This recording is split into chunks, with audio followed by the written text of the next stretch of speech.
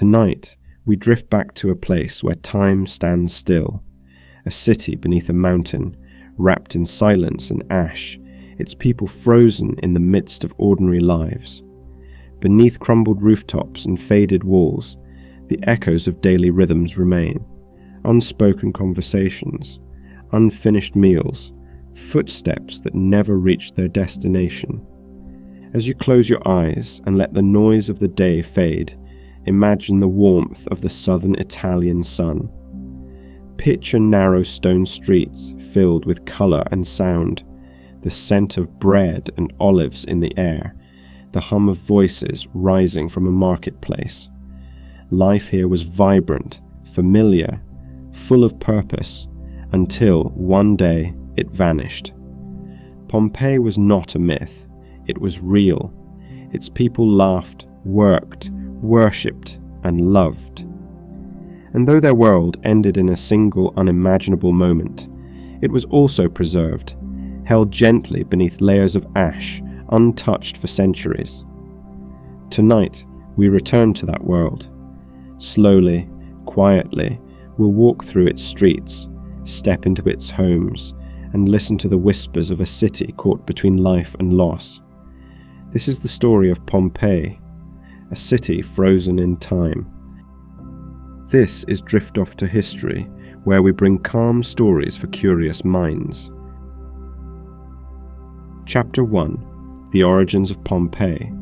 Imagine the scent of warm earth and wild herbs carried on a breeze from the hills, the low murmur of a river winding past fields heavy with ripening grain. A cluster of small stone dwellings, smoke curling from chimneys, surrounded by groves of olives and vines that catch the golden light of a southern Italian sun. This is where the story begins, long before the ash fell, long before the silence came. Pompeii's earliest days reach back nearly 3,000 years, to the 8th century BCE, when ancient Italic peoples, most likely the Oscans, settled on this fertile plain near the Bay of Naples. They chose their land wisely. The Sarno River flowed nearby, offering both water and access to trade, and the dark volcanic soil, enriched by eruptions long forgotten, yielded generous harvests. Grapes, figs, wheat, and olives flourished. Life was simple but full. The seasons passed in quiet rhythm, and a small community began to grow. In time, others came. The Greeks brought their seafaring ways, their language, their graceful columns and painted pottery. The Etruscans arrived from the north, skilled in trade and metalwork, leaving behind temples and tools. And then came the Samnites, fierce and proud, who gave Pompeii its first real walls, its layout, its early civic pride.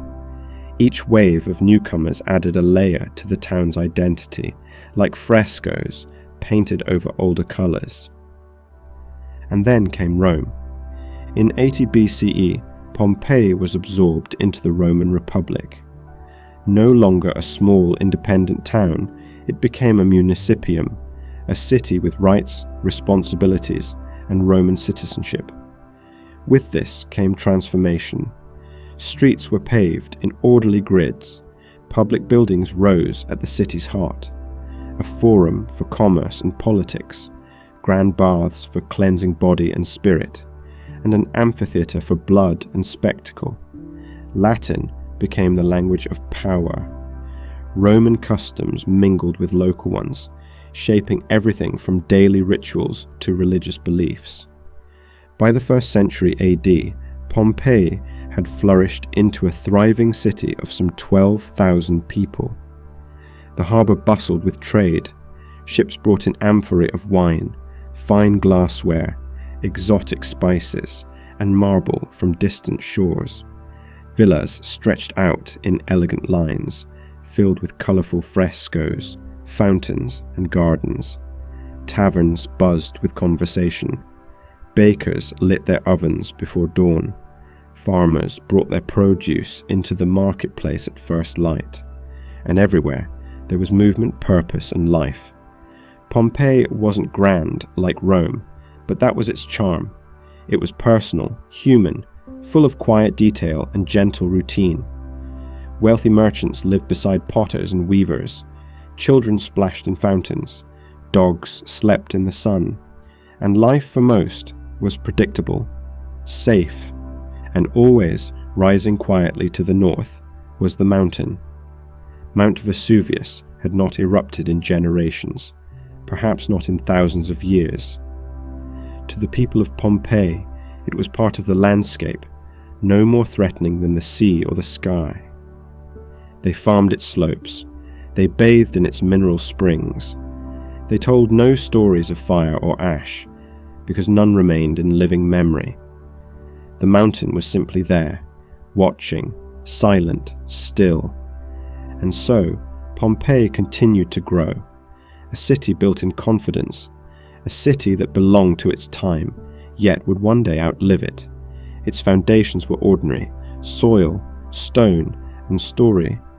But in time, it would become extraordinary, not because of what it achieved in life, but because of what it preserved in death. This was the beginning, a small town beneath a quiet mountain, a place where time moved forward with gentle certainty, unaware that one day it would stop. Chapter 2. A Day in Ancient Pompeii. The sun rises gently over the tiled rooftops of Pompeii, casting long golden light across quiet courtyards and colonnaded gardens. Birds call from fig trees. A dog stretches, yawning in the warmth of the new day. In the distance, Mount Vesuvius looms, still and silent, wrapped in morning haze. The city stirs. Down narrow stone streets, footsteps begin to echo, sandals tapping against the uneven paving. A baker slides loaves into a glowing clay oven, the scent of yeast and ash drifting into the air. In the forum, stallholders unpack baskets of olives, grapes, and fish freshly brought from the sea. Potters arrange their wares. Cloth merchants unfurl bolts of dyed linen, rich with indigo and saffron. The hum of trade begins to rise, soft and steady. A woman steps into her garden, trailing fingers across wet leaves as she moves toward the household shrine. She lights a small flame, whispering thanks to the spirits of the home. Children race past in the street outside, their laughter bouncing off painted walls, murals that tell stories of gods and lovers, of triumph and tragedy. Every wall in Pompeii has a voice. At the baths, the first visitors arrive. Water, heated by an underground furnace, fills the stone pools. Some bathe to prepare for work. Others linger in the tepidarium, steam curling around them like mist in the hills. Friends greet each other in the changing rooms, exchanging gossip or debating politics, as attendants bring oil and strigils for cleansing. There is no rush here. The rhythm of the day unfolds like a scroll, steady and deliberate. Midday draws the town into quiet. Shops close. The heat intensifies. In shaded atriums, families gather for meals, platters of bread, fruit, cheese, sometimes eggs or salted fish. In wealthier homes, there might be roasted meats, honeyed pastries, wine sweetened with herbs. Servants move between rooms, carrying bowls and pitchers, careful not to disturb the stillness of rest. By afternoon, Pompeii is alive again. Teachers lead small groups of boys through their lessons: Latin, Greek, arithmetic, history. Craftsmen return to their benches. Artists paint frescoes in sunlit rooms, mixing pigments with powdered stone. In an open courtyard, a weaver works at her loom. A priest steps into a temple, barefoot on cool marble, to light incense for Venus, the city's patron goddess. Evening arrives in a slow hush. The streets cool. Lamps flicker to life. The theatre fills with music and laughter, the clatter of wooden sandals and rustling togas. A comedy is performed, boisterous and exaggerated, just how the crowds like it. Elsewhere, taverns grow lively. Wine flows, Dice rattle on tabletops. Stories are told in low voices, some true, others growing wilder with every retelling. And still, the mountain waits. In the quiet of night, the city exhales. Lamps are dimmed, doors are bolted, stars appear over rooftops. Somewhere, a child dreams. Somewhere else, a dog barks once, then falls silent. It is a day like any other in Pompeii, unremarkable in its routine, comforting in its familiarity, and that is what makes it so precious, because what survives of Pompeii is not only ash and ruin, it is this, a morning breeze through a fig tree, the sound of laughter on a cobbled street, a loaf of bread rising in the oven. It is a world paused in motion, ordinary yet eternal. This was life, one day before the end. Chapter 3. Culture and Religion. As the sun rose over Pompeii, light filtered through temple columns and danced across painted walls. In a city shaped by centuries of cultural exchange, religion was not confined to grand rituals or distant gods. It lived in every corner, in kitchen shrines, in whispered prayers, in offerings left at crossroads or doorways. Faith was woven into daily life, as ordinary and essential as bread or water. Pompeii was a spiritual city. Its people worshipped a multitude of gods, some Roman, some Greek, others far older. Jupiter, king of the skies, ruled from the Capitolium in the Forum. Venus, the goddess of love and beauty, was the city's patron, and her temple stood in elegant ruins near the sea gate, once surrounded by flowers and offerings. There was Mercury for merchants, Bacchus for wine and celebration, and Apollo for music and healing. Each god had their space, their rites, their loyal followers, but not all worship took place in temples. In homes, small altars known as lararia stood in the corners of atriums and kitchens. These were dedicated to the lares and penates, spirits of the household and pantry, guardians of hearth and home. People left fruit, wine, or incense to honor them. Painted images often showed these spirits dancing joyfully beside serpents, symbols of protection and fertility. To live well was to keep these spirits content. Festivals lit up the calendar with color and song.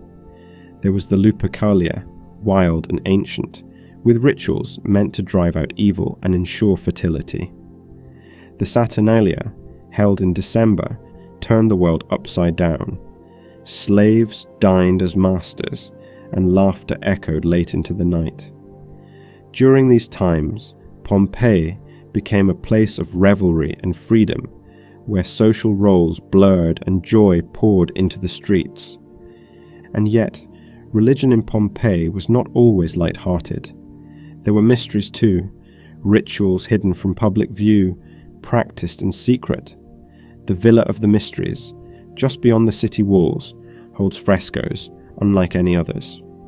Life-size figures perform what appears to be an initiation into the cult of Dionysus. A young woman is guided through a series of scenes, some ecstatic, others unsettling, watched over by gods and spirits. The meaning of these images remains uncertain, but they speak of deeper beliefs, of personal transformation, of sacred rites meant only for the chosen few. There were also foreign cults, drawn in by trade and empire. Worshippers of Isis, the Egyptian goddess of rebirth, gathered in her temple near the theatre. With music, incense, and ritual purification, they honored her as a divine mother, powerful and compassionate. Her followers spanned classes, men and women, slaves and citizens alike. The cult of Isis was one of the most inclusive in the city, and its popularity grew steadily, even as Roman officials watched with unease. For many, religion offered comfort. Life in the Roman world was uncertain. Disease, fire, and poverty were constant threats. To pray, To sacrifice, to honour the gods, was a way to gain protection, to ask for luck in trade, health for a child, or safety in travel. Faith made sense of suffering. It connected the seen and the unseen, and beneath it all, the people of Pompeii believed in fate. The stars, the omens, the alignment of birds in the sky, all were signs. Augurs read the future in the flight of birds. Priests inspected the entrails of sacrificed animals. Every decision, from marriage to business, might be guided by signs from the divine. But even with all this reverence, the gods were not feared in the way later traditions would teach. The Roman gods were like people, flawed, emotional, involved. They demanded respect, but they were not distant. They walked in festivals. They dined in stories. They were close. In this way, religion in Pompeii was not just a belief system. It was a relationship, deeply human and ever-present. And so, as day turned to night in Pompeii, candles flickered at altars. Prayers rose softly into the dark. Somewhere, a priest prepared for morning rites. Somewhere else, a mother poured a small cup of wine before her household gods and thanked them for another day of safety. These quiet acts, repeated again and again, became part of the city's heartbeat, steady, sacred, and deeply personal. And though the temples now stand in silence, the faith of Pompeii still lingers, painted into walls, carved into stone, resting gently beneath the ash. Chapter 4. Art, Frescoes, and the beauty of everyday things. Step into a villa in Pompeii, and the walls begin to speak, not with words, but with colour, pattern, and story. Rich red panels bordered by golden veins, mythological scenes unfolding in vivid blues and ochres, birds perched in painted gardens, still mid-song after 2,000 years. In Pompeii, art was not reserved for the grand or the elite. It was part of everyday life, woven into dining rooms, courtyards, shop fronts, and bedrooms. Beauty was not hidden, it lived all around. The fresco was the city's favourite canvas. Created by brushing pigments into fresh plaster, the paint fused with the wall itself, durable, vibrant, and quick to dry. This technique allowed for broad, expressive scenes to emerge from ordinary walls. Gods dined with mortals. Lovers embraced beneath painted arches. Dionysus reclined beside grapevines. Each room told a different story, reflecting not only taste, but identity. In the homes of the wealthy, these murals could be spectacular.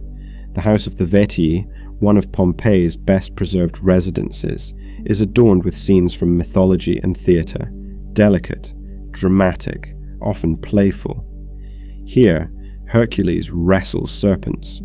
Priapus, the god of abundance, weighs his exaggerated manhood on a scale beside a pile of coins, symbolizing fertility and fortune. The walls were meant to entertain, to impress, and to stir conversation. Guests reclined on couches, sipping wine and discussing the scenes around them, as easily as we might comment on a film or a painting today. But art in Pompeii wasn't always grand. In kitchens and workshops, simpler decorations appeared: stylized birds, floral borders, geometric patterns. Even the humblest dwellings might have a painted niche or a small mosaic. The impulse to decorate, to make the ordinary beautiful, was universal. And then there were the mosaics, tiny tiles, called tesserae, arranged into intricate pictures beneath foot and fountain. Some were purely decorative, swirls, borders, and motifs. Others captured scenes of daily life, actors in masks, gladiators in battle, animals frozen mid-motion. One of the most famous mosaics shows Alexander the Great charging into battle, his eyes focused and fierce. This piece, found in the House of the Faun, remains one of the most celebrated artworks of the ancient world. Even signs were artistic. Outside shops and taverns, painted advertisements and graffiti decorated the facades. Some offered political endorsements, others announced events, prices, or services. A bakery might display an image of a loaf beside a kneeling donkey. A tavern wall might bear the scribbled review of a satisfied or drunken customer. Pompeii was full of writing, casual and personal. "I was here," wrote one visitor. "Don't trust that man," warned another. Some inscriptions were playful, others crude, but all were human, honest, alive. Objects, too, were crafted with care. Oil lamps shaped like gods or animals, glass vessels, delicate and iridescent, bronze figurines that once stood on household altars. Everything was made not just to function, but to please. Even the tools of daily life, cups, combs, spoons, carried subtle curves and carved details, reminders that beauty belonged in every hand, not just those of the rich. And then there is the bakery, still holding its millstones and ovens, its bread carbonized by heat. Nearby, a loaf remains perfectly intact, scored with a cross, ready to be broken and shared. It is a quiet masterpiece, simple, familiar, and utterly human. A reminder that in Pompeii, the art of living was just as precious as the art of painting. Wandering through the city today, there's a feeling that these people weren't so different from us. They loved stories. They valued comfort. They surrounded themselves with color and music and images that reflected their desires and dreams. They laughed, flirted, cooked, sang. They told jokes and wrote rude messages on walls. They made space for joy, even in small things. And though time has taken their voices, their art remains, on plaster and stone, in charcoal and tile. A mural beside a dining room, a mosaic beneath a fountain, a scribble on a wall, little fragments of life, still vivid, still speaking. Pompeii's greatest treasures are not its statues or temples, but these everyday wonders, the beauty found in moments, in meals, in murals. They remind us that history isn't just about battles and empires. Sometimes it's about painted fruit on a red wall, a laughing mask on a stage, or a loaf of bread waiting in an oven. Chapter 5. The Warning Signs. In the final days of Pompeii, the city looked as it always had, alive, bustling, certain of itself. The sun still rose over red rooftops. Merchants called out in the forum.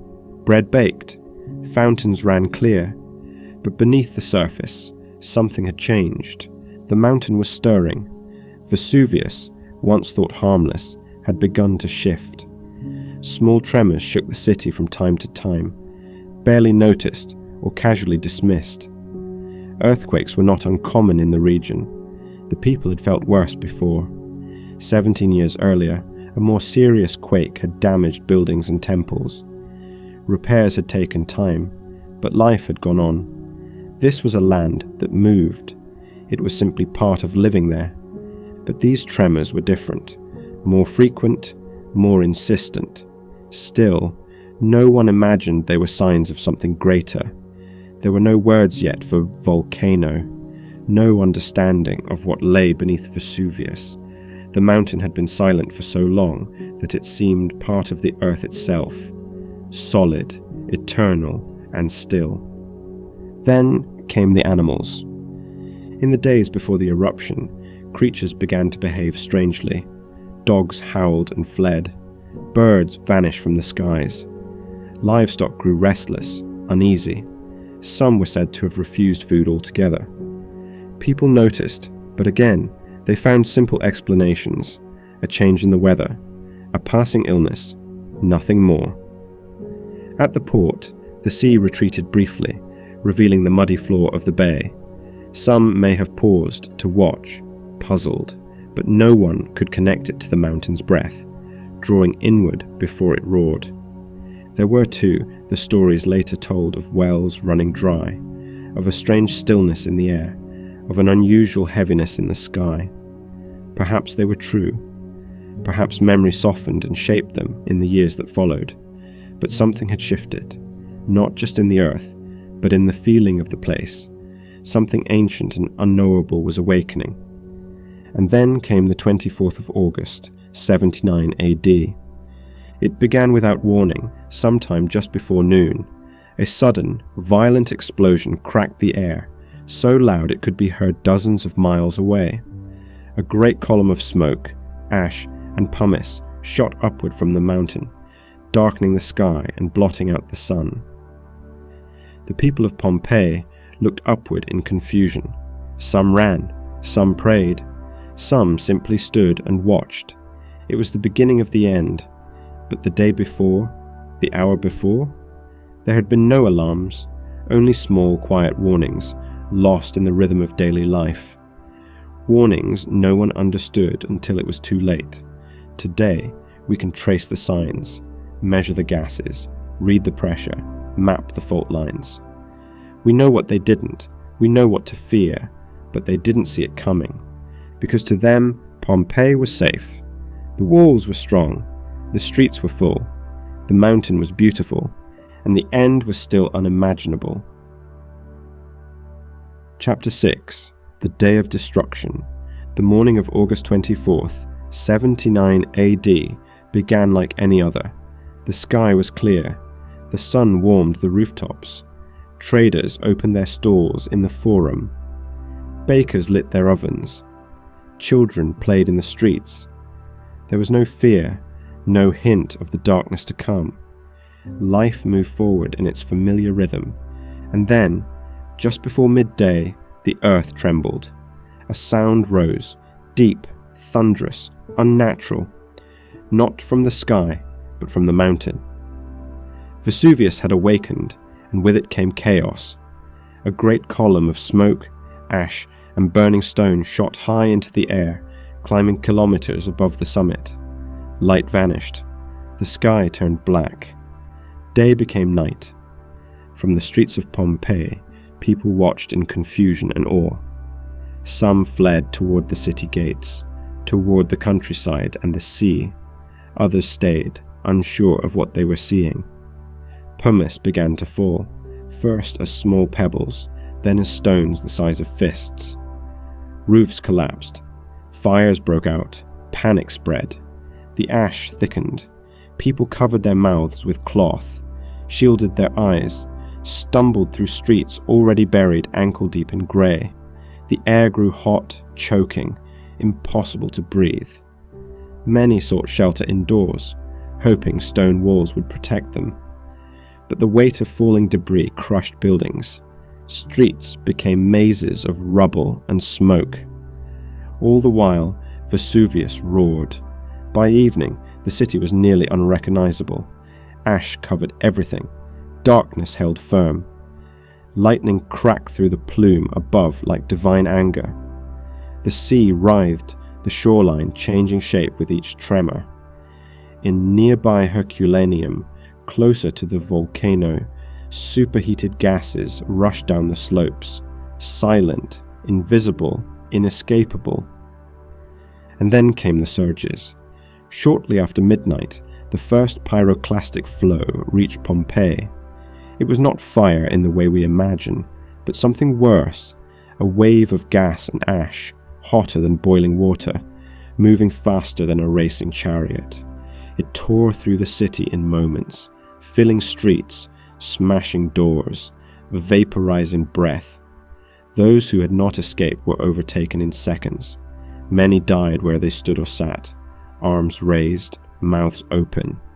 There was no time to run, no air to breathe, no light to follow.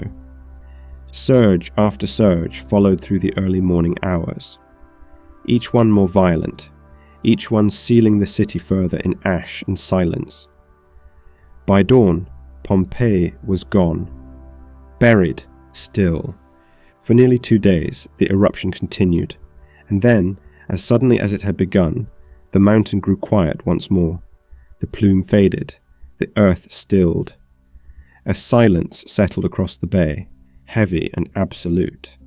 Where once there had been life, there was now only grey. No one came to reclaim the city. Survivors mourned from a distance. The memory of Pompeii faded slowly, year by year, until even its name was forgotten. The roads became overgrown. The buildings vanished beneath the land, and time moved on. But within that silence, something extraordinary had happened. Beneath layers of ash and stone, Pompeii remained, preserved, not in fragments, but in full. A city paused in the middle of its final breath, a place where we can still hear footsteps in the dust, still see the outlines of people in their last moments, not as statues or myths, but as they truly were.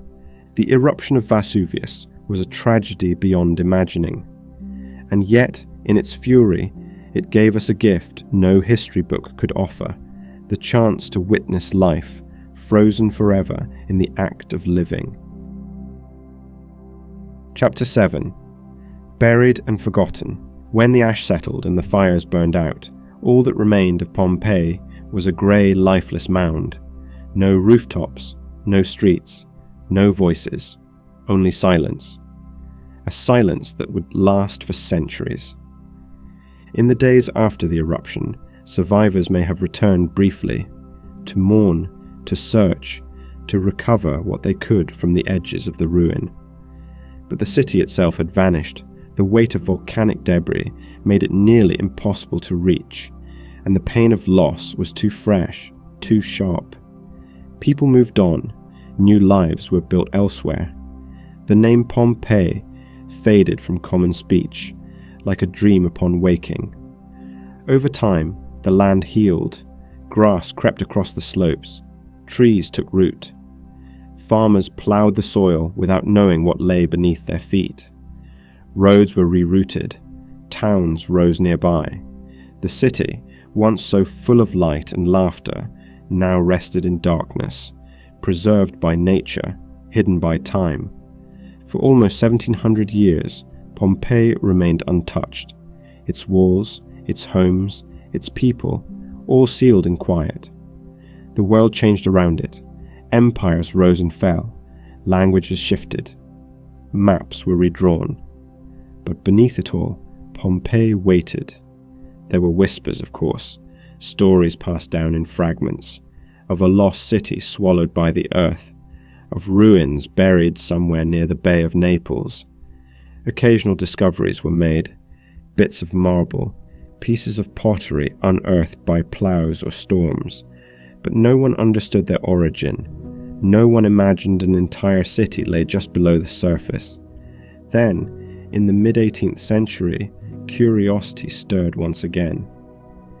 In 1748, during the reign of Charles III of Spain, workers digging for a summer palace struck something unusual. Walls, paintings, rooms intact. At first, they thought they'd uncovered a villa, but as more was revealed, frescoes, mosaics, entire buildings, one truth became clear. This was not a house. It was a city. Pompeii had been found. What followed was unlike any archaeological discovery before. Not fragments or foundations, but entire streets. Homes with furniture still in place. Shops with goods still on the shelves. Graffiti still scrawled across the walls, as though the writer had just stepped outside. It was not a ruin. It was a time capsule. Word spread quickly across Europe. Scholars, artists, and nobles flocked to see the wonder for themselves. Paintings and artifacts were removed and sent to royal collections. Some walls were scraped clean, mistaken for decoration rather than history. It was a time of excitement, but also misunderstanding. The true value of Pompeii, the everyday detail, the human story, was not yet fully appreciated. And yet, slowly, carefully, the city began to return to the world. Through careful excavation, more of Pompeii emerged. Each year revealed something new: a bakery, a theatre, a skeleton caught mid-step. Every discovery added to the picture of not just how Romans lived, but how they felt, what they feared, what they found beautiful. Pompeii had been buried and forgotten, but now it was remembered, not as a myth, but as a place of real people and real lives. It remains one of the most extraordinary gifts from the ancient world, a city not lost to decay, but kept, held in place by the very event that destroyed it. And for all the centuries it lay beneath the soil, Pompeii never truly disappeared. It was simply waiting. Chapter 8: Rediscovery and Excavation. When Pompeii rose from the earth, it did so slowly, like a city waking from a long sleep. At first, the discovery was quiet. In 1748, a group of labourers, digging on the orders of Charles III of Spain, expected little more than the remains of a forgotten country villa. What they found instead was something far more remarkable: rooms intact, walls painted with vivid colours, mosaics still gleaming beneath layers of ash. Word spread quickly. Artists, scholars, and noble travellers came to see the buried city for themselves. They walked the ancient streets with wonder, brushing dust from doorways untouched for 17 centuries. Here were homes with furniture still in place. Here were temples, bathhouses, workshops, and theatres, as if the city had merely paused for a breath. But early excavations were crude.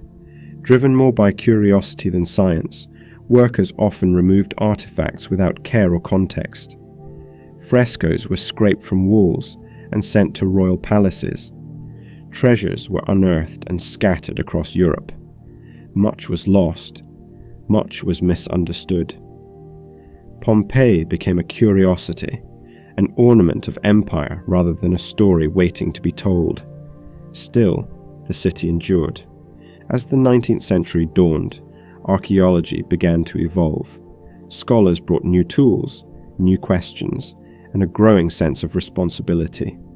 They no longer sought gold or marble alone, but meaning, what these walls, these streets, these objects could reveal about everyday life in the ancient world. Slowly, methodically, the city was uncovered. Entire neighborhoods emerged from beneath the ash. Streets were cleared. Homes were catalogued. Graffiti, long forgotten, was translated and studied. And then came a revelation, something both beautiful and heartbreaking. In the hardened ash, archaeologists found empty spaces, voids in the shape of people. Where bodies had once lain, the flesh had long decayed, but the impressions remained. A clever technique was devised. Liquid plaster was poured into these hollows, creating castings of those lost in the eruption. And so, the people of Pompeii returned, not as statues or bones, but as they had fallen, caught in their final moments. There was a man curled beneath a staircase, arms wrapped around his head, a child beside a woman, possibly her son, a dog, still chained, its body arched in panic. Each one a window into a single breathless instant, an echo of fear, of love, of confusion. Suddenly the city was not just ruins, it was human. More discoveries followed. A tavern with food still in its bowls, a bakery with loaves of carbonized bread, a public bath, its changing room decorated with mythological frescoes. The more was uncovered, the clearer the picture became. Pompeii was not extraordinary because of its size or its wealth. It was extraordinary because it was ordinary, because it preserved in astonishing detail the rhythm of Roman life. And yet, even as the world marvelled, the city remained fragile. Sunlight, moisture, and modern footsteps all posed a threat to the delicate balance that had preserved Pompeii for so long.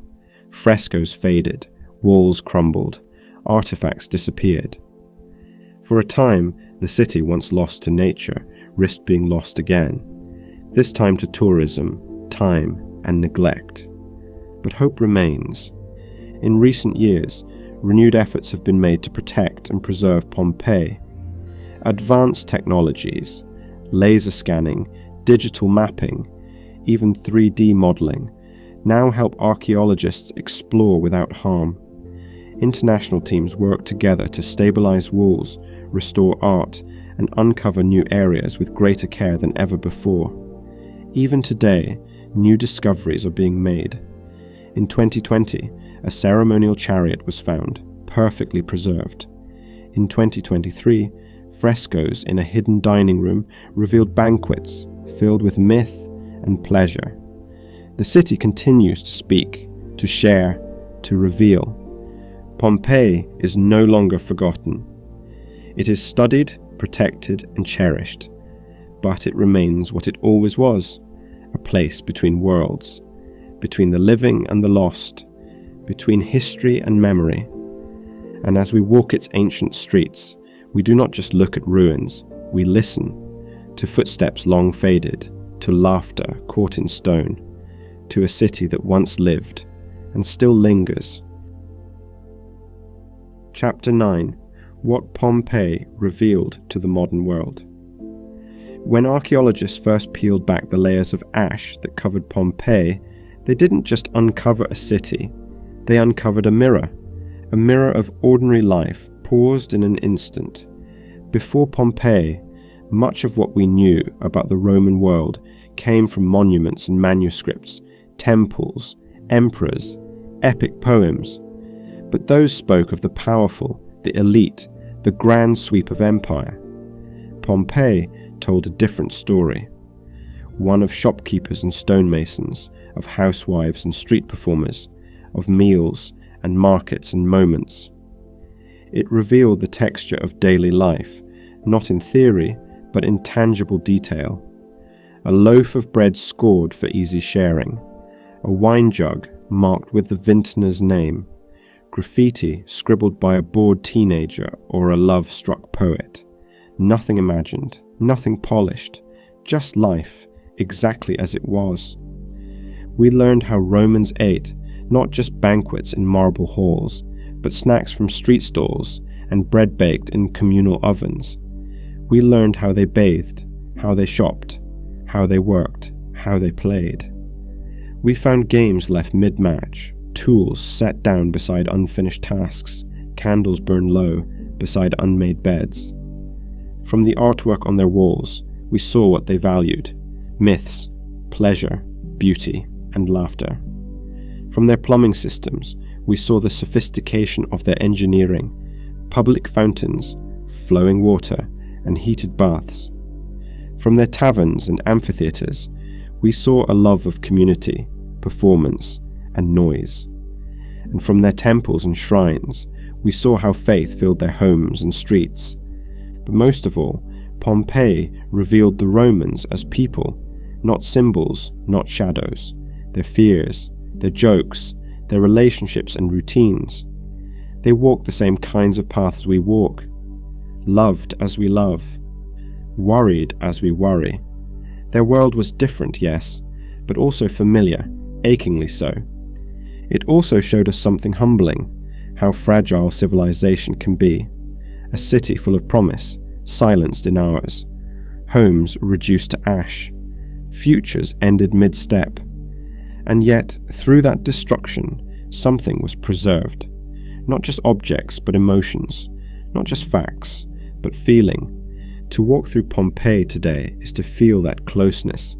You pass a bakery and imagine the warmth of the oven. You see a child's footprint in dried mud and wonder where they ran. You read a scratched message on a wall, funny, crude, or tender, and suddenly the gap of time narrows. In a world often obsessed with power and legacy, Pompeii offers a quieter lesson, that ordinary life is worth remembering, that the small, everyday things, the conversations, the gestures, the meals shared between friends, are what truly define a civilization. It teaches us that history isn't just in the pages of books, but in the grain of wood, the curve of a jug, the pause between footsteps, and that sometimes the best way to understand the past is simply to listen to its silence. Chapter 10. Preservation and Legacy. Long after the ash fell, long after the voices faded, Pompeii still lives. Not as it once did, with music echoing in the streets and fires glowing in kitchen hearths, but in another way, as a memory made solid, a city carried forward by those who seek to understand it, protect it, and share its story. Preserving Pompeii is no simple task. The very thing that kept it intact for centuries, being sealed beneath volcanic ash, is gone. Now exposed to sunlight, wind, rain, and time, the city is once again vulnerable. Frescoes fade under open skies, walls lean and crumble, roots push through ancient floors. Even footsteps, thousands of them each day, wear away the stone. For a while, the threat was urgent. Tourism soared, but funding lagged behind. Looting, decay, and neglect left parts of the city at risk of being lost all over again. It was a second kind of disaster, not sudden like the eruption, but slow and silent. But awareness grew. In recent decades, international efforts have been made to restore and preserve what remains. Italy, joined by experts from around the world, launched new initiatives, stabilizing structures, cleaning frescoes, and protecting fragile artifacts. Conservation became a quiet act of devotion, brick by brick, color by color. The city was tended like a garden brought back from the brink. Technology now plays a role. Laser scanning maps the city in astonishing detail. 3D models recreate lost spaces. Drones survey rooftops, and sensors detect moisture before it causes damage. These modern tools allow us to preserve Pompeii more gently, with less harm and more understanding. But preservation is more than science. It is also story. Each year, archaeologists uncover more. Rooms that haven't been touched in 2,000 years. Inscriptions no one has read since the day they were written. Entire households waiting, silently, beneath the dust. And every time something new is found, the city grows more vivid, more human. Pompeii also inspires far beyond its walls. Artists, writers, historians, filmmakers all find something here.